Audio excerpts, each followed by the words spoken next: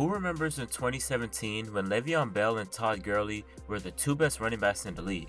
Remember guys like David Johnson and Jay Ajayi who were tearing up the league at one point in time? In the NFL, the running back position is a position that produces some of the most exciting players in the league. In the same breath, they're also well known from suffering a shorter lifespan in the NFL than seemingly any other position in football. In fact, 7 of the top 10 leading rushers from the 2016 season are currently not in the league anymore, and 4 of the top 10 rushers in 2017 aren't even in the league anymore. Le'Veon Bell happens to be on both of those lists, and the question is, of course, what happened to Le'Veon Bell? What happened to one of the best running backs in the past decade? How did he fade into oblivion so fast? And how is he out of the league before even reaching the age of 30? Well, let's take a deeper look at it. Welcome back to Just the Facts, y'all. My name is Jimmy. Before we start, like I always say, make sure to like, comment, share, subscribe, as we're well on our way to 1,000 subscribers. Once we get there, I might make some type of special video. I'm not sure what that entails just yet, but if you want more videos like this, make sure to hit the subscribe button. But without further ado, let's get into this video. As always, before we talk about the downfall of these players, we first have to look at the come up and the success that unfortunately led up to the failures later down the line. For Le'Veon, he had to work extra hard to get to the top. In high school, Bell was a 3-sport athlete, finding success in basketball, track, and of course football. In both his junior and senior years, he rushed for over 1,000 yards. He had 13 touchdowns in his junior year and 21 touchdowns in his senior season. But comparing his high school numbers to other eventual top running backs in the league, Bell's stats were pretty modest to say the least. As a result, he was only seen as a 2-star prospect by most recruiters. And with Bell being from Ohio, his dream of course was to play for the Ohio State Buckeyes, and as we all know, that didn't happen. At first, Bell had only received offers from Eastern Michigan, Bowling Green, and Marshall. Bell's mentor in high school, Donis Toller Jr., always had came to Le'Veon with off-the-field advice such as academics and just life in general. He kept Le'Veon's head on straight off the field, and seeing that Bell was only a 2-star recruit and not being highly recruited, Toller advised Bell to reach out to Michigan State even though they weren't recruiting him. Now, this is one of the most interesting recruiting stories I've ever heard. So after Bell reached out to Michigan State, Mark D'Antonio, the head coach at the time, knew who Bell was but didn't recruit him at all. But eventually he sent scouts to go watch Le'Veon Bell not at a football game but at a basketball game. Running back coach Dan Enos was sent by D'Antonio to go watch Bell at his basketball game, and Enos recalled from that night saying, quote, "I made it through warm-ups before stepping away to call D'Antonio to say, man, this guy can play, we've got to take him." He realized that Bell's combination of size, athletic ability, and footwork could help him out on the football field. As an aside, Bell dropped 33 points that game, and it would be one of his final games ever playing basketball. Now on to Michigan State. Le'Veon ended up playing for 3 years before deciding to go off into the NFL. During his run in college, he exponentially got better as the years went along. In his freshman season, he opened up going over 100 yards in 2 of his first 3 games, starting off red hot. He didn't have another 100-yard game for the rest of that season, but he didn't even start, so it wasn't too much of a disappointment. In his sophomore season, he upped his rushing yards from 600 to about 950, and he ended up starting 6 games that season. His yards per carry did go down, but he was starting to put his entire game onto display as he also recorded 35 receptions that season. His ability to catch out of the backfield was a relatively newer skill that eventually became damn near mandatory for every running back to have. With that being said, Michigan State did find an abundance of team success during Bell's first 2 years, winning 11 games in both years, in large part thanks to Bell, but also in large part to his quarterback and also future NFL Pro Bowler, Kirk Cousins. Cousins left to go off to the NFL in 2012. The Spartans struggled, only going 7-6 after back-to-back 11-win seasons. However, Bell did take his individual game to the next level as he rushed for pretty much 1,800 yards to go along with 12 touchdowns and 32 receptions, as he was pretty much the lone back for Michigan State that year. Bell was still looked at as one of the best running back prospects and players in the country. Therefore, he decided to forego his senior season to enter the 2013 NFL Draft. At the Combine, Bell's numbers didn't blow anyone away. They weren't too bad by any stretch, but there were definitely more impressive numbers that we've seen from running backs in the past. The main knock on Bell coming out of college was that he wasn't the most explosive back, and scouts were concerned with Bell's ability to hit the hole with enough quickness to break off longer runs. While Bell had improvements to make in certain areas, he excelled in other areas, such as his ability to catch out the backfield, his strength, and his ability to make guys miss in the open field, as well as his ability to stay patient. That being said, the Steelers drafted him in the second round of the 2013 NFL Draft, and Bell made an immediate impact on the Steelers' offense. After the Steelers' Super Bowl appearance in 2010, they struggled to find a very explosive offense, as in 2011 and 2012, they ranked 21st and 22nd respectively in points per game, after ranking 12th the year they reached the Super Bowl. In 2013, Le'Veon's rookie season, the Steelers ranked 16th in offense, and over the next 5 seasons from 2014 to 2018, the Steelers had ranked top 10 in both points per game and total offense. And as we all know, pretty much since that point, the Steelers have been struggling to find their groove offensively. Le'Veon recorded over 800 yards rushing, 8 touchdowns, and 45 receptions.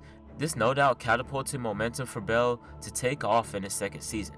He established himself as one of the better running backs in the league. He rushed over 1,300 yards on the ground, but the most impressive part is that he had 83 receptions that year to go along with 854 receiving yards, as both of those receiving stats basically doubled from his rookie season. He was a Pro Bowler and finished second in rushing yards from scrimmage.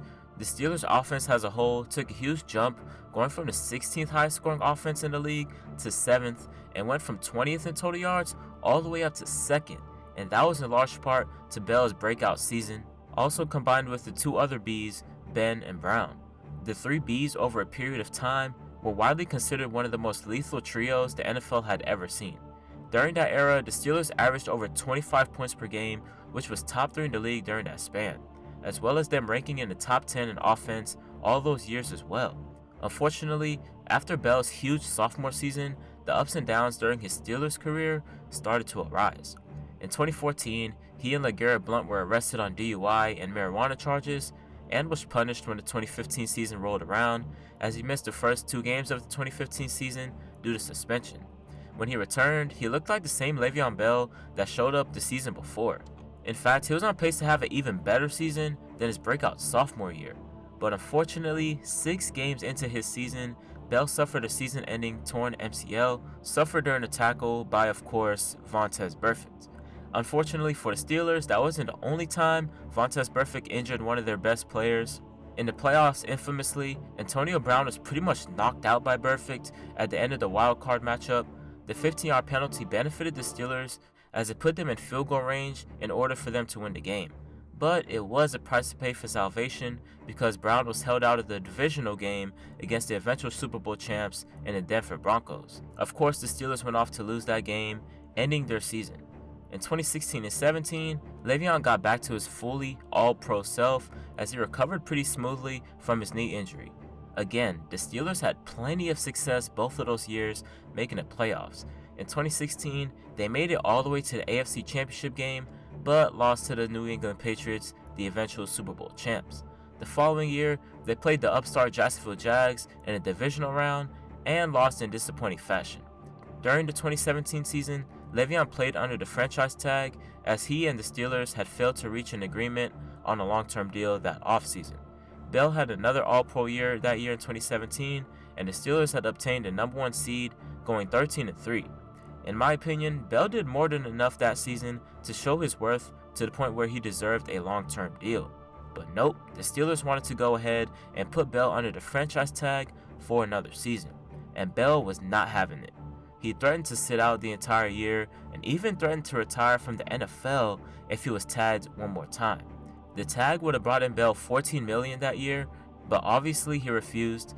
Bell also reportedly rejected a 5-year, $70 million deal that would have hit the same $14 million a year mark he was getting from the franchise tag. For comparison, his counterpart Todd Gurley was given a 4-year, $60 million contract extension around that same time. To be fair to Bell, only $10 million of his $70 million contract that he was offered was guaranteed money, as compared to Gurley, who had $45 million guaranteed coming his way. So from that perspective, I can see why Le'Veon Bell felt disrespected. And comparing that to the top running backs in the NFL today, Christian McCaffrey leads the way, getting paid $16 million a year, followed by Alvin Kamara and Zeke, both getting around $15 million a year. Running backs nowadays are very expendable, and obviously the Steelers thought that of Bell, as they didn't want to commit to him long term. running backs only have a short window of 3 to 5 years of being elite before injuries start to pile up and derail their careers for the most part. Up to that point, Bell was relatively healthy, but the Steelers didn't want to risk paying him money and then all of a sudden Bell's production goes down due to a lack of fire and focus because he got paid, or of course because of injuries taking place. So the Steelers did play the entire 2018 season without Bell, and the offense as a whole didn't look too much different as James Conner filled in pretty nicely for Bell the entire season. However, he just wasn't as feared by defenses or as dynamic as Bell was. The Steelers ended up missing the playoffs in 2018, and with Bell not signing the franchise tag at any point during that season, he was set to become a free agent after the playoffs. As a free agent, Bell decided to sign with the New York Jets that offseason for a deal that was similar to the Steelers' offer, 4 years, $52 million, which came out to around $13 million a year. But his contract was $35 million guaranteed. Of course, this decision was head-scratching by many, but it was also seen as a good idea by many as well. He got more guaranteed money, but he'd be playing in a more unfamiliar system with a much worse team than the Steelers. With that being said, Bell's patient running style just didn't fit the Jets' system. The offensive line was pretty bad, which means Bell couldn't be as patient, and the weapons around Bell weren't adequate enough to take enough attention off of him. Therefore, Bell recorded his worst yards per carry average of his career, only sitting at 3.2 yards per carry. That also ranks 51st out of 54 among eligible players. And with Bell in 2020, things weren't any better because he injured his hamstring in the season opener. He missed about 4 games, came back, and put up around 60 yards in a blowout loss. After that game, Bell liked the tweet suggesting that he be traded from the Jets, and that caught fire. Adam Gase found out about it and promptly said, quote, "I hate that's the route we have to go with all this instead of just talking to me about it. But it is the way guys want to do it nowadays." 2 days later, after the Jets failed to find a trade partner, Bell was subsequently released from the team. So all that hassle with the Steelers, negotiating contracts, only to underperform on a terrible team and only playing a grand total of 17 games with that team before getting released. Not a good look for Le'Veon, the once Pro Bowl star running back. But a couple days after him getting cut, he signed a 1-year deal with the Kansas City Chiefs in hopes to still show that he can perform at a high level.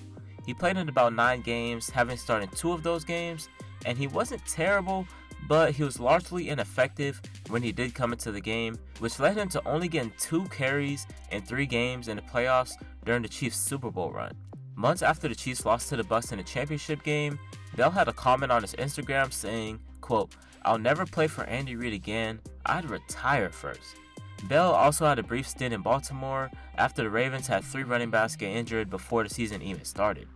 After 5 games, Bell was released. Alright y'all, so at the time of the initial recording, Le'Veon Bell was a free agent sitting at home not with a team, but since then, he did sign with the Tampa Bay Buccaneers, and you just absolutely love to see it, even if it is probably just for this season, and I'm just happy for him seeing him get another opportunity in the NFL. We'll see how that goes. I'm not expecting too much really from him, but it's just good to see one of the best running backs of this generation still being able to go out there and play football still. Now, with that being said, it's actually sad to see Le'Veon Bell's career fall into oblivion as soon as he left the Steelers. I hope many don't think of Le'Veon Bell 5, 10, 15 years down the road, hell even now, and forget just how dynamic and transcendent this guy was in his prime. This guy took the versatility from the running back spot to a whole nother level. I mean, I remember watching Steelers games, and this guy would be lining up wide, running perfect routes, and catching contested passes just like a wide receiver. At the time, there were few running backs in NFL history that had eclipsed over 75 receptions in a season, and Bella did that not once, not twice, but 3 times during his career. Nowadays, you see guys like Christian McCaffrey, Alvin Kamara, Dalvin Cook, Saquon Barkley, and countless others who are so dynamic because they have soft hands coming out the backfield, they can run routes and make guys miss in space. Now, with that being said, let me know what you think about Le'Veon Bell and his career and how it panned out. So sad to see the lifespan of a running back because running backs are literally one of, if not the most exciting players to watch in the league, but they only have a couple years of their real prime before injuries start to pile up or them not looking as sharp as they used to. And with that, organizations just aren't going to value running backs as much as other positions, and I guess they're right. You can even look at some of the top running backs in today's game. Literally, this 2021 NFL season, guys like Dalvin Cook, Derrick Henry, Christian McCaffrey, Alvin Kamara, Saquon Barkley, Aaron Jones, Kareem Hunt, David Montgomery, and countless other running backs who have been out for an extended period of time this season. And of course, we're going to get a few anomalies like Frank Gore and Adrian Peterson, who are all-time legends who seem ageless and timeless, and it seems like they can play forever. But for the most part, in today's game, running backs just don't last anymore. But with that being said, this is Jimmy from Just the Facts, and I'm signing out. Peace.